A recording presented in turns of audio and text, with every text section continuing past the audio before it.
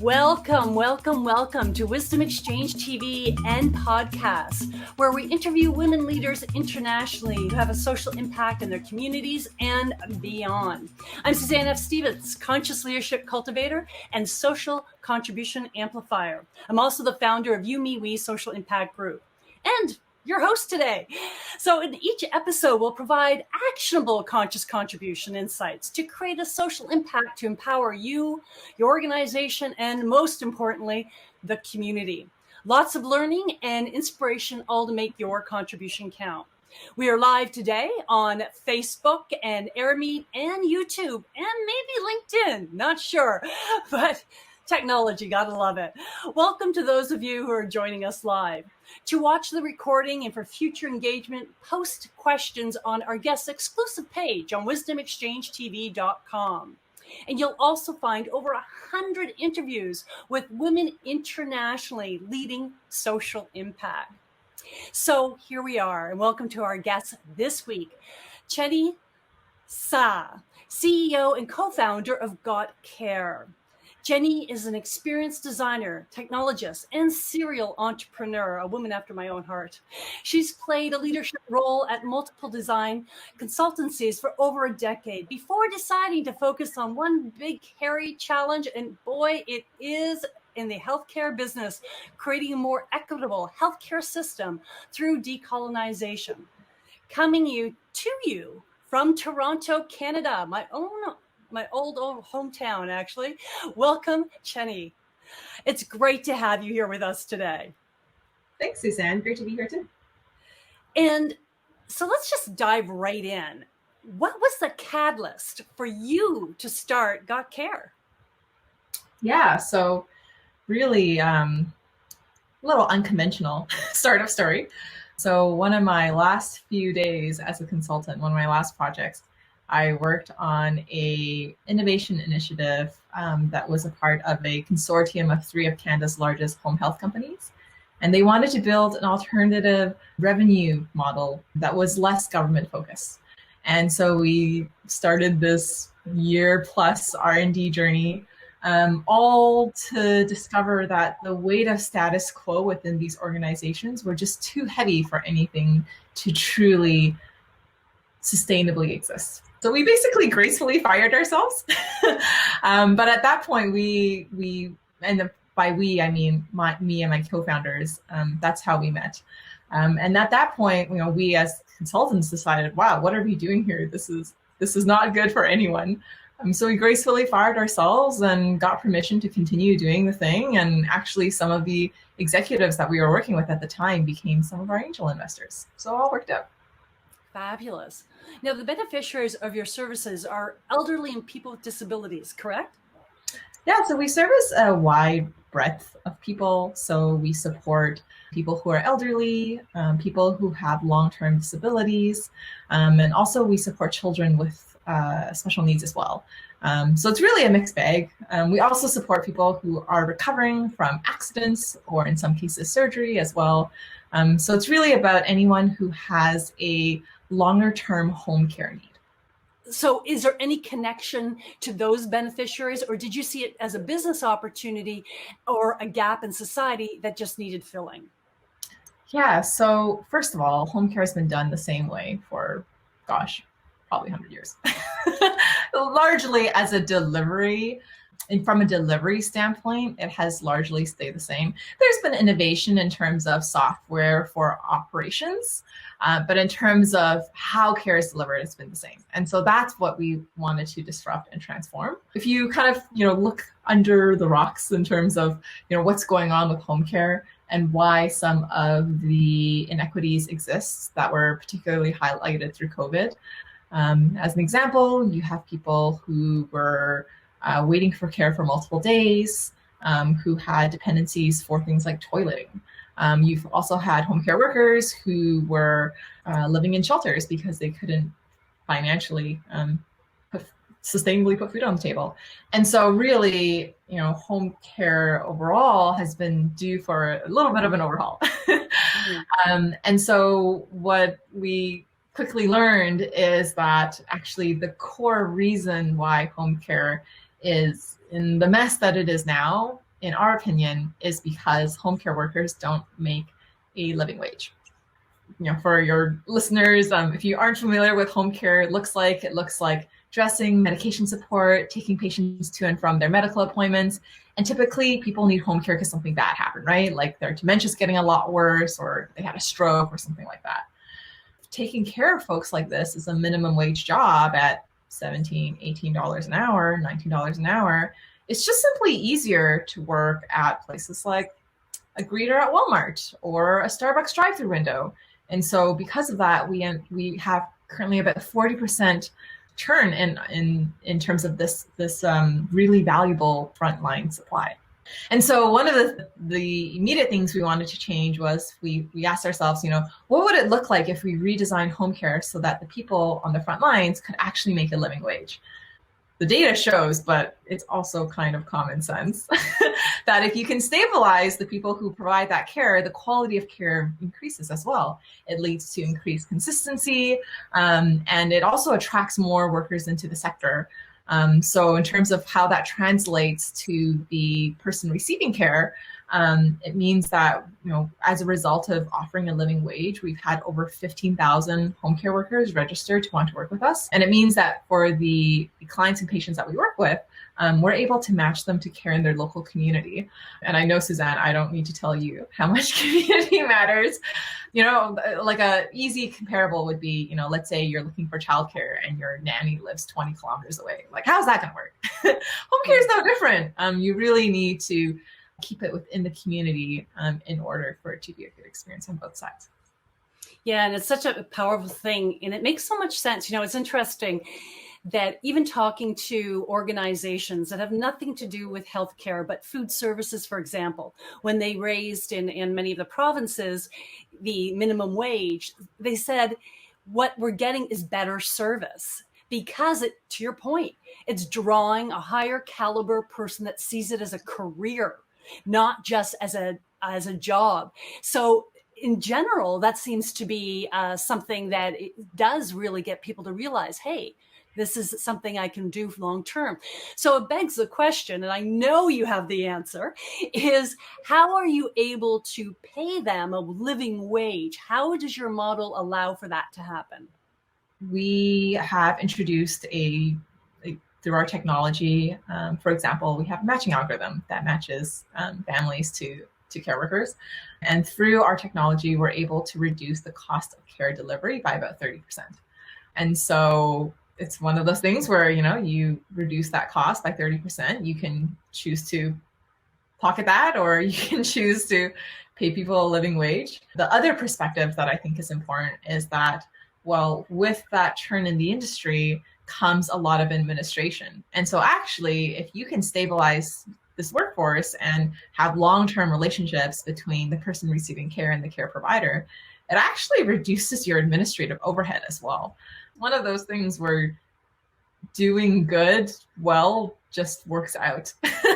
But it comes from, I think where we get stuck is when we get into scarcity mindset, right? When we believe that there isn't enough on the table. And I feel that these last few years through Gotcare has taught me is that it's not that there isn't enough, it's that our resources are just poorly distributed.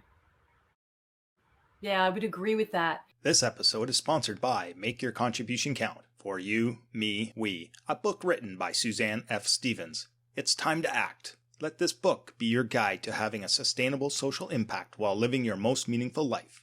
Thanks for listening. Now back to our show. Obviously, you need to get the benefits that you spoke about, particularly from the administrative side, because there's less turnover. You're retaining your staff longer. Would that be the case then?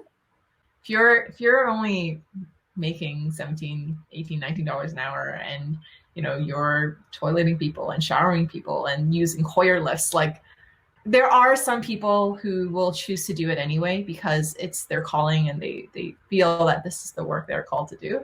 But for the vast majority of others, it's like, oh, well, I'm doing this because I need to do something. And so, yeah, if you have someone who leaves, it becomes this huge kind of Tetris kind of thing where you're trying to figure out, okay, well, how can I rejig all of everything that's going on to change that? And yeah, so we don't do any of that, because what we do instead is we empower the frontline worker. So as an example, one of the things that happens in home care is scheduling, right? And so scheduling is a whole role. It's called care coordination. And what we're saying is that it's not that care coordination isn't necessary, it's that the aspect of scheduling can be done through technology. We don't need someone to do that scheduling. So as an example, what we do instead is our families can text message their frontline workers to coordinate the time.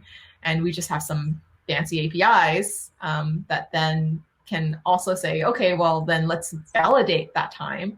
And we use things like GPS and also geofencing to confirm that they were there where they say they were. So instead of trying to manage this like monster schedule, all we're doing instead is just managing the care. So it's really just through interventions like this, where again, we're saying, okay, well, how can we make it work? The living wage part is a given. So given that, what are some ways we can make that work? So you have 107, I believe 105, 107 part-time employees. So part-time, how many hours a week would they work? Yeah, so it ranges everything from 10 hours a week to 30 hours a week. So, and yet you run the entire business. There's 7 of you that run the business, the technology, the manage the business then. What steps did you take to start the social initiative? We started with fancy spreadsheets. I'm a firm believer in the agile practice, meaning just take it step by step and don't build everything at the same time. So we literally started the business by using pre-existing technology and some fancy Excel scripts, really, to get to about $500,000 a year. So that till that point, that's basically how we ran things. And then we started building our own pieces, including our patentable algorithms and things like that as well, as we started to scale and grow. And the nice thing about that is that at that point, we could make decisions based on data versus assumptions. So for example, in terms of our matching algorithm, it's based on over 20,000 care appointments, as opposed to our hunch as to what that looks like. As far as starting, did you do any community assessment prior to launching this initiative, be it speak with healthcare workers as employees, and then of course, the client and customer themselves? Yeah, so like I mentioned, we had a whole R&D process that we've gone through before. And yeah, and really in terms of V1 of Gotcare, it was through stakeholder co-creation. So I'm not sure if you've heard of design co-creation before, but essentially what it is you're running a series of workshops that you're designing, and they're based on insights from quant and qualitative data as well, where you're asking folks to say, okay, well, here are the parts and here are the components and what can we build together? By having all of the voices in the room, they start to build empathy with each other as a part of that process. What comes out of that isn't necessarily the thing that you end up building, but what comes out of it is it helps you reduce the gap between what people say and what people do. And so you can start to shape in terms of what that helpful idea looks like. Okay, which is great collaboration for sure. How do you connect and engage with your customers? How do you get them? How do you keep them? Yeah, so we're B2B, not B2C. So we actually work with case managers who manage a client or a patient caseload. We call ourselves like the janitors of the healthcare system. When a case manager comes to us, it's typically because they have had a file that's been sitting on their desk for weeks and they can't find anyone else to fulfill it. So as an example, just a couple months ago, it's one of my favorite Gotcare magic stories. We had a referral for a Indigenous woman, 16 years old. She lived on res. She had a spinal cord injury, like classic impossible to fulfill file, just classically difficult. Any provider would be like, oh my gosh, that's so much work to fulfill. And so we received that referral at 9 a.m. And that very afternoon, our system was able to find someone who was also Indigenous, who lived 5 minutes away and was already trained in spinal injury care. And for me, that's just what that magic looks like and why folks end up coming to us. So even though initially they come to us because they have this impossible to fulfill file, over time, the reason why people come to us is because we're actually able to deliver on incredibly personalized care.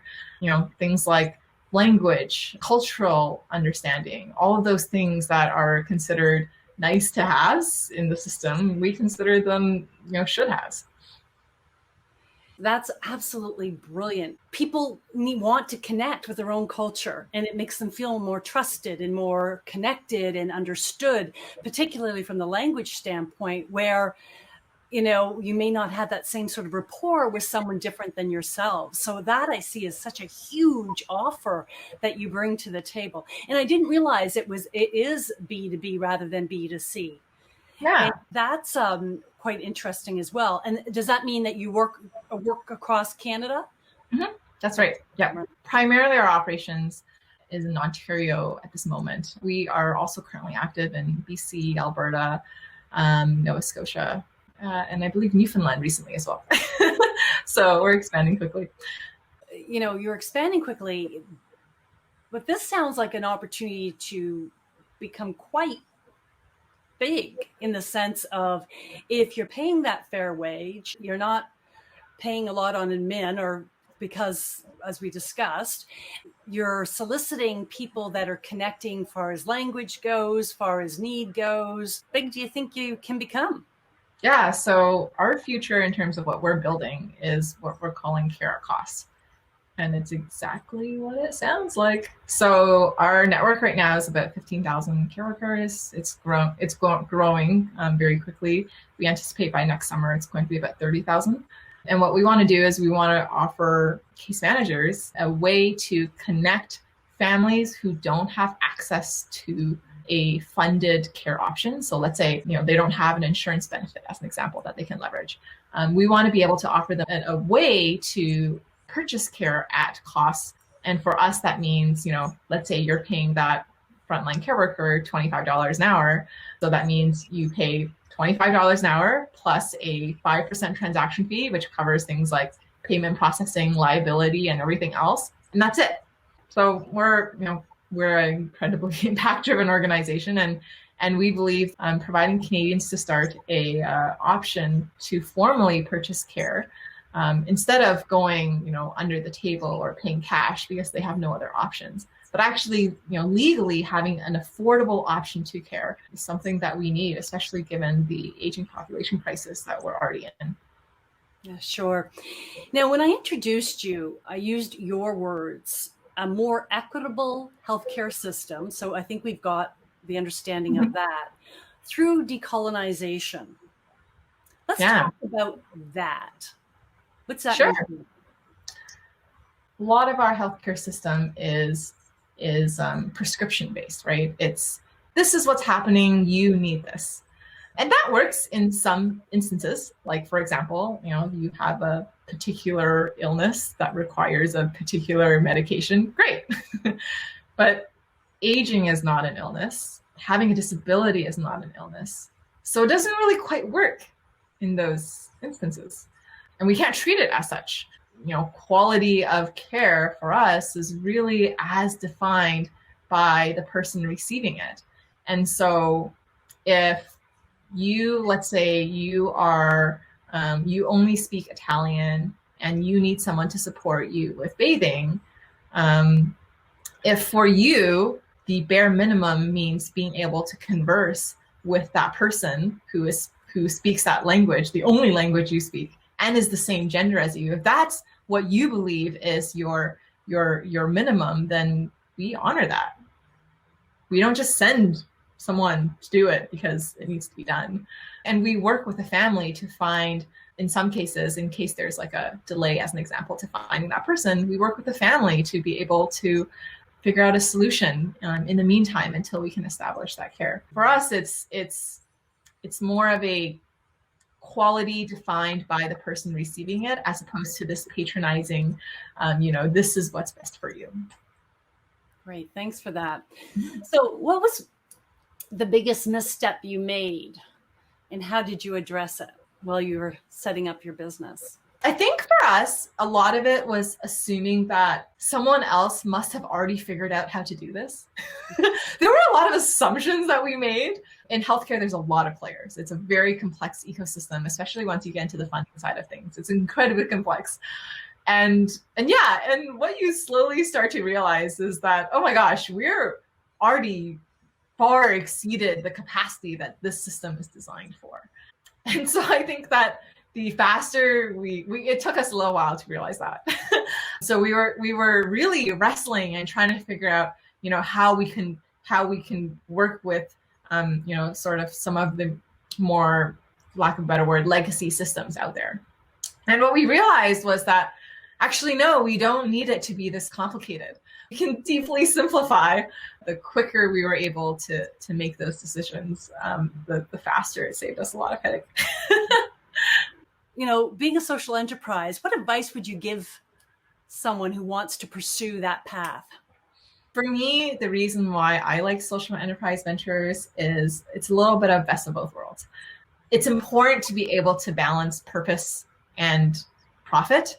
And what that means for me is, you need to make sure that you have a financial model behind your impact model that is sound and can scale and can be self-sufficient and you can use that profit to continue to grow the business. Doesn't mean to say that you need to provide a 20x return for your investors, which is the standard venture formula, but you can provide a very healthy and sustainable 4 to 5 times return for your investors. It also means that you need to be able to measure that impact at the same time. So having a really clear theory of change in terms of, what are the key indicators that demonstrate that you are making that change, and also being really clear as to what that change even looks like. I think sometimes we get really broad with the change we want to make. Like we're like, oh, we want to disrupt this space. But actually getting very explicit about that change. And so for us, it's our core change is around paying care workers the living wage. Our secondary change mandate is around empowering people to be able to make their own decisions around care. So we were very explicit. And so how we measure that is we measure how much they're getting paid and how much that changes retention. And then we also measure things on the family side, like how much they self-report that they feel a stronger sense of ownership and control having as a result of using our service. So being really crystal clear about what it is that you want to change and how you're going to measure that change is going to help you differentiate. It's gotten to a point where now every single system is too complicated to focus on the whole thing, at the very beginning. So yeah, being very clear.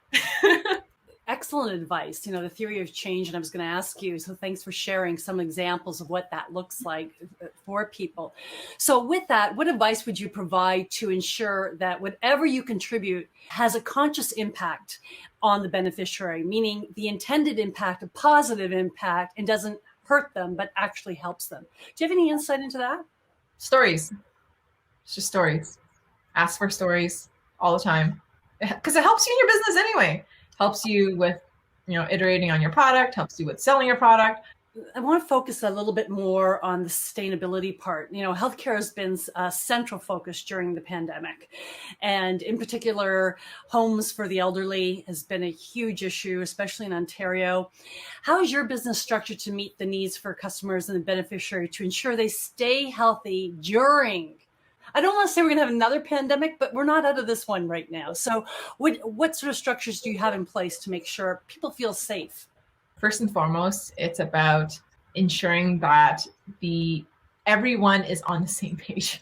So if a family has a particular COVID protocol that they would like to have in the home above and beyond your standard protocols like masks and hand hygiene and things like that. But let's say, for example, they want that person to also change their clothes at the door before they come in. Fine, great. Let's make sure we find you someone who's comfortable with that. If they're not comfortable with that, it's not a good fit for you. And if you're not comfortable with someone who comes in and doesn't do that, then it's just going to create increased stress for you as well as a family. So it's just getting really clear about what that comfort looks like and establishing really open communication throughout the process. So for example, we do things like, screening at every single appointment and all of your generic safety protocols. But what makes the biggest difference is when we're constantly in touch with each other about how we're protecting each other as well. Really about having that clear pathway of communication. And then also it's about reducing the number of people who are going through that home. So for example, if you're able to consistently have the same person going through the home, then you just have fewer contacts that you need to worry about overall. And I think that goes back to, again, the whole living wage piece around, the more stability you can bring to the sector, just also the fewer people you'll need to go through in order to find a regular care worker. Yeah, makes complete sense. Now, what would you say would be sort of the three most important initiatives to make your social impact sustainable? I think for us, one is, are we able to sustainably grow without reliance on things like grants and external funding? Are we able to sustainably grow, even at a conservative pace? That's fine. Because as long as you have that, it's really empowering, because then everything else is just expediting what you're doing, and it's not to keep the lights on. And I think for us, that was a huge moment of transition where it changed how we showed up to meetings, whether it was with potential customers or with funders or whatever the relationship was. Feeling like you're really in the driver's seat of your own organization, and having that, knowing that, worst case scenario, you're going to be able to scale at a slower pace, but still sustainably, was a huge game changer for us. So I feel like that was a really important piece. The second thing is just making sure you have a really diverse team. So for example, my two co-founders don't look like me. They're actually in their mid to late 50s. One is deep experience and network in the insurance sector, which is one of our key funders of care. And then the other used to assess care in terms of assessing the quantum and the need for care for people. And so just having, and then of course me as the tech person here. And so having a really diverse team where you're all coming in with some level of expertise and knowledge of something that is complementary to each other has also been incredibly game-changing for us as well. And then the last thing I would say is, especially if you're considering bringing on early days, right? When you're looking at your first investors to bring on, being very, very careful with who you choose, making sure that people are in it for the right reasons and that they fundamentally want to see the same change that you do, even over profit.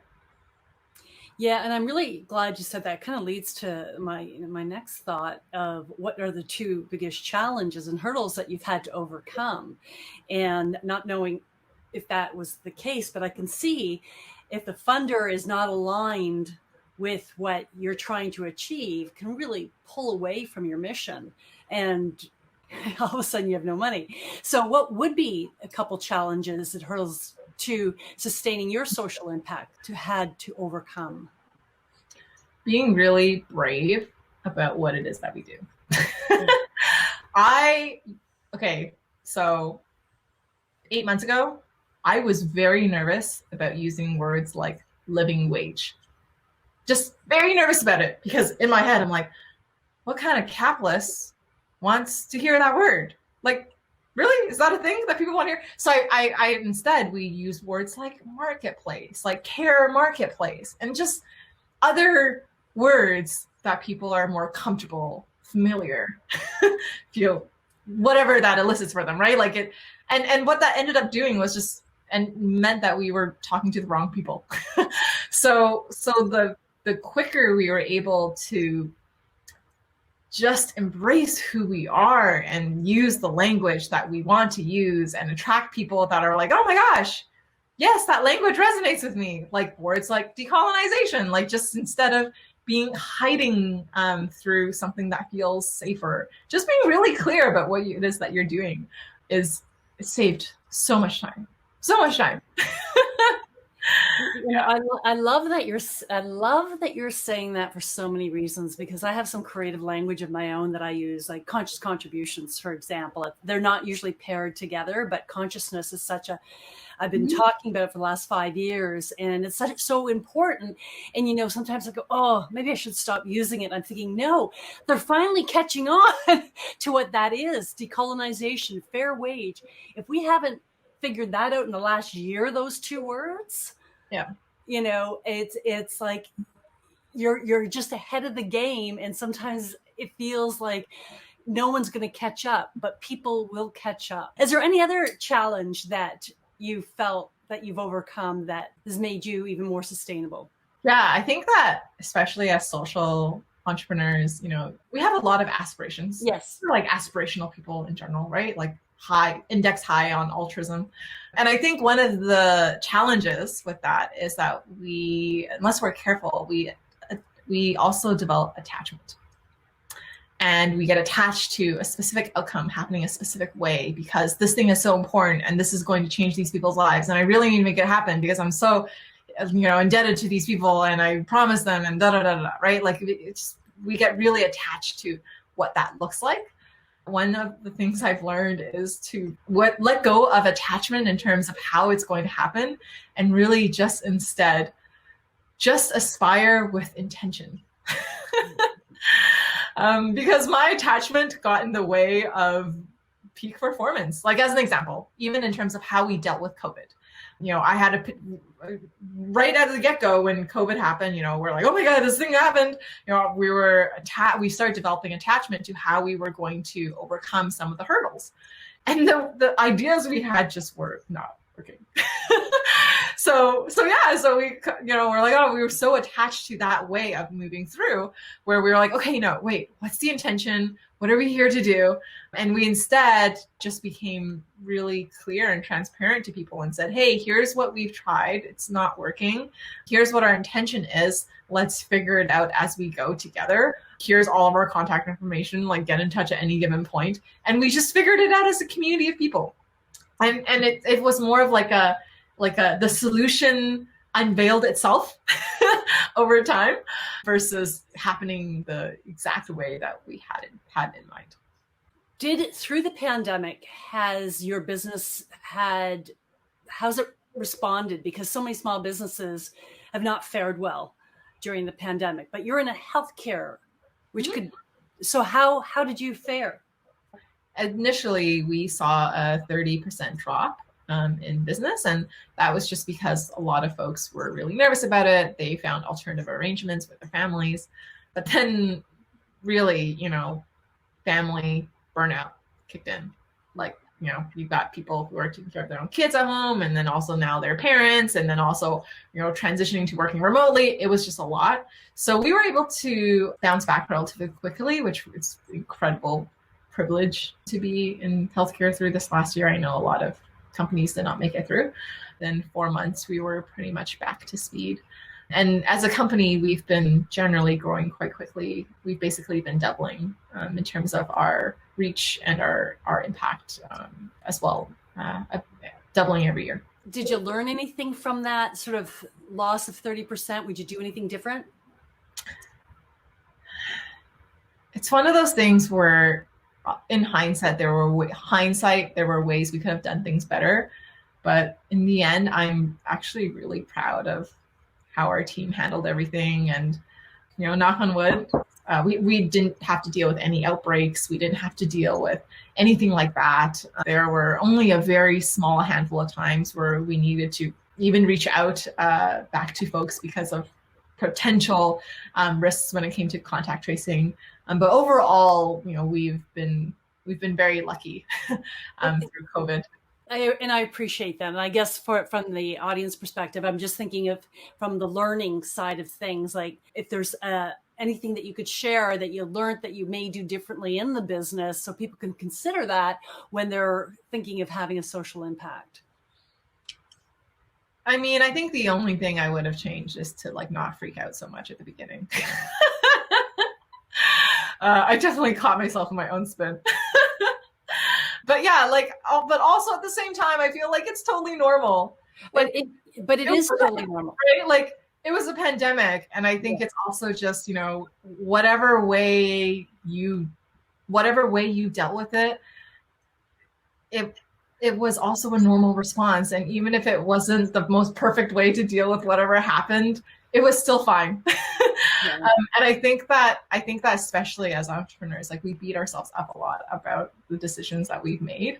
I am still learning still learning how to just even appreciate myself as well. So those are really important things, because you already referred to the flexibility, that, being flexible and you don't just going with it. And if we take anything, that's the thing I'm taking from this pandemic is I too, an entrepreneur, social entrepreneur, had to, I wouldn't say completely pivot. I would say I added services that I was going to at some point in time, but now I had the time to do it. yeah, and going first after we pulled out some hair, and then, and that's next time I'll go, okay, now, if something happens like this again, knowing that we can deal with it. And yes, we may have a financial hit for a bit. So it's all good. Now you have several employees, and as you mentioned, many are part-time. How do you manage them remotely? Now I'm talking from a leadership perspective. How do you keep them engaged, their professionalism, and make them excited about what they're doing? Because that must be challenging too. And as you said earlier, that some people find it as a calling and some people find it as a job to do. How do you, especially with the people see it as a job to do, how do you keep them engaged in the process? So we have always been a remote only company. Very lucky in that we didn't have to deal with any transition.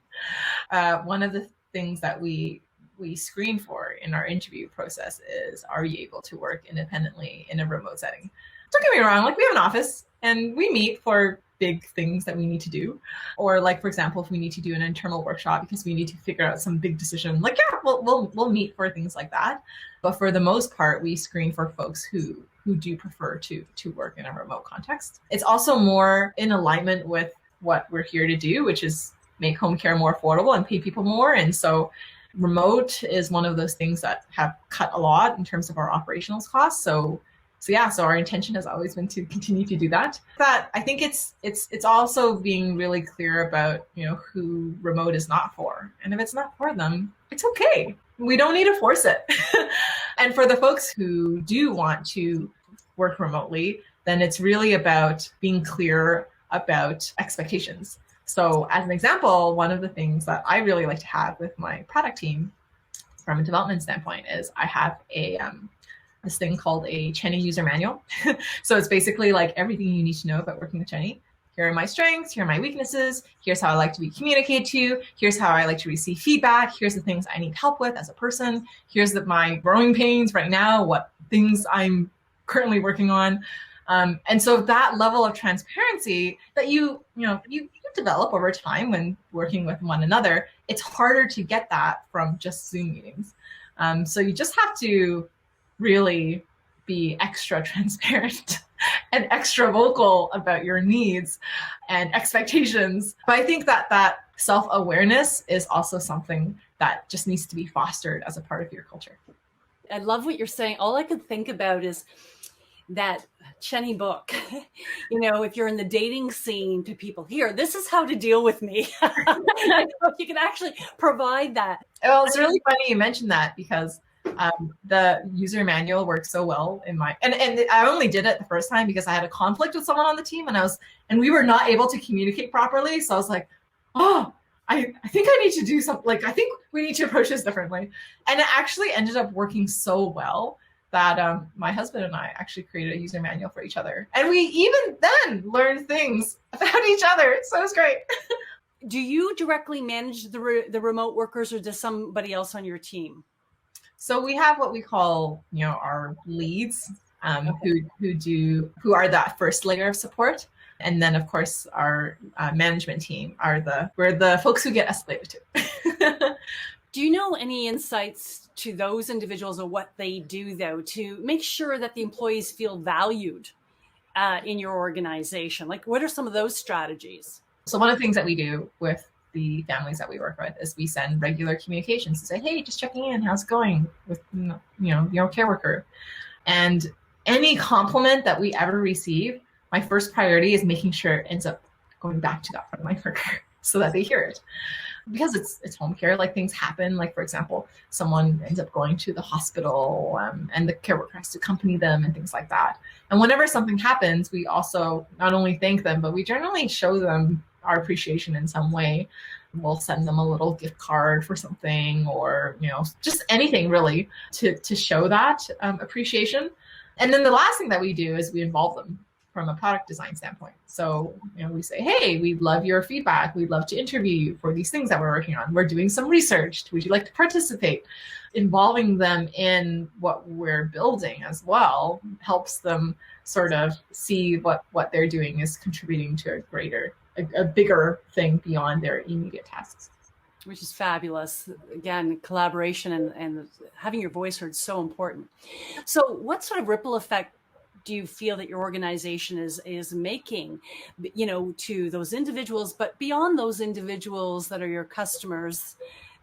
What impact do you think you're having? Yeah, so I think the biggest impact that we're having is we're giving the families, the people who are receiving care, so clients or patients, whatever language resonates with you, we're giving those folks the permission to ask for what they need in other contexts, because we ask them in our context. And, advocating for your own care is like something that is learned. It's not something that is natural. There's a whole playbook on it, really. Like, it's not a normal, like, we're not born advocates of our own care.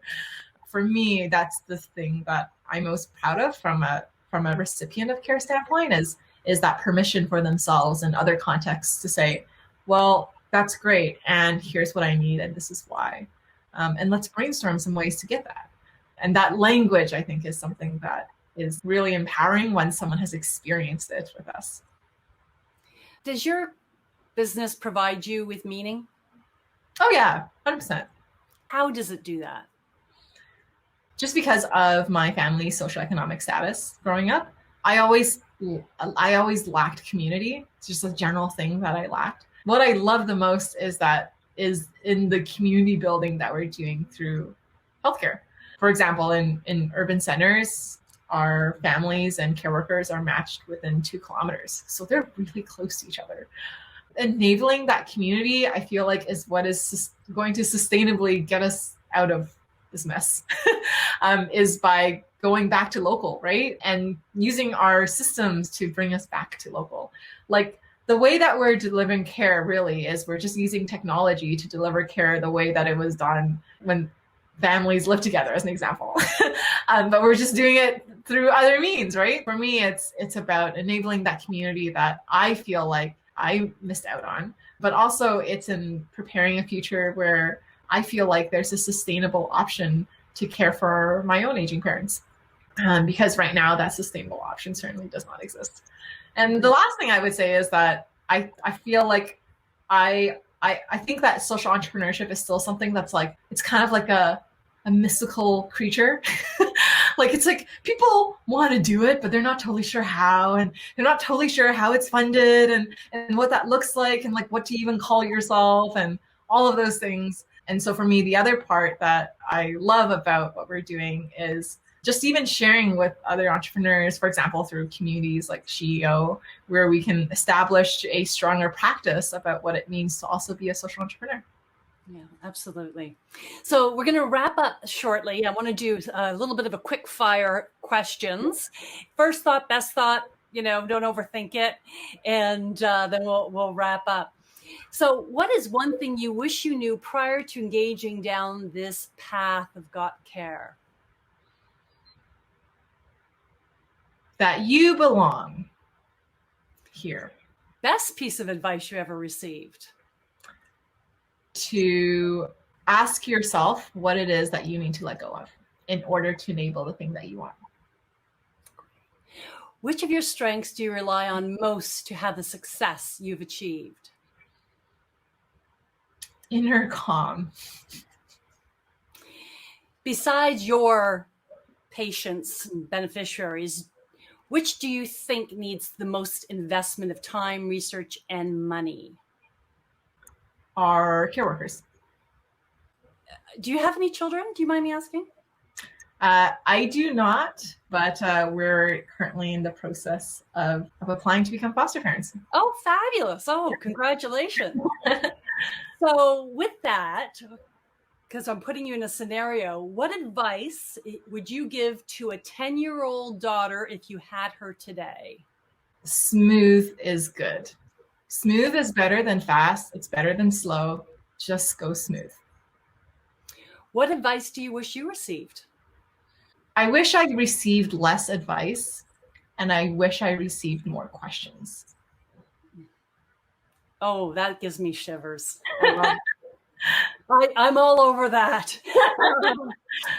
What 3 values do you live by? Open-mindedness, top of the list. Open-mindedness, fairness, and empathy. Fabulous. Thank you for that. Well, thank you all for joining us. You can subscribe to Wisdom Exchange TV so you receive each new interview notification in your inbox.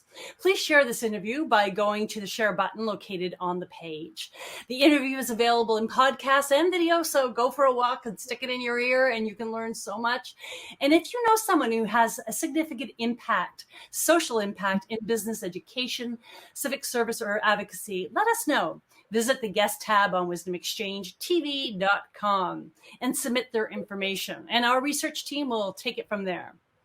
Now, if you want to live your most meaningful life, you can also join the YouMeWe community, Women Driving Social Impact. Visit us at youmewe.ca to get access to diverse resources to guide you, and joining the community to connect, collaborate, and make your contribution count. Thank you so much for your insight, your enthusiasm. I feel your passion for the care and also the technology to do it, because it really is the vehicle that makes it affordable and provides for a living wage and consistency. But there was a lot of great insight you provided for people who just want to have a social impact in finding their destination. So thanks for that. So do you have any words of wisdom for your audience regarding how to make their contribution to society? Yeah, I think one of the things that really resonated with me, because younger me was worried about how much impact I was making, worried a lot. And if you're worried about that, one of the things that was helpful for me was thinking of your impact as ripples, which means that there's impact you can track and impact you can't track. And instead of being obsessed about how much of an impact you're making, instead, just try focusing on showing up as your best self in as many interactions as you can throughout a day, because you have no idea what impact you're actually making. And there's beauty in that, letting go of that control as well. Oh, so very well said. Thank you for that. And until next time, make your contribution count for you, me, we. This episode is sponsored by Make Your Contribution Count for You, Me, We, a book written by Suzanne F. Stevens. It's time to act. Let this book be your guide to having a sustainable social impact while living your most meaningful life. Thanks for listening. Watch, listen, or read interviews with conscious contribution leaders who are having a social impact on our communities and beyond. WisdomExchangeTV.com